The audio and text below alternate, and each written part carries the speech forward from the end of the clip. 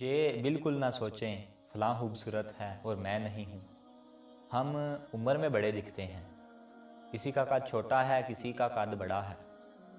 ہمیں یہ نہیں سوچنا چاہیے کہ میں وہ فلاں شخص جیسا کیوں نہیں۔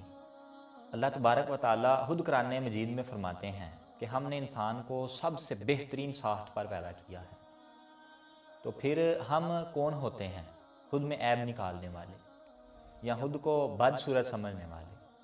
اس لیے کہ دنیا کی باتوں کو چھوڑیں اور خود سے محبت کریں، خود کا خیال رکھیں، خود سے روز کہیں کہ آپ بہت خوبصورت ہیں، کیونکہ آپ کو اللہ تبارک و تعالیٰ نے تخلیق کیا ہے۔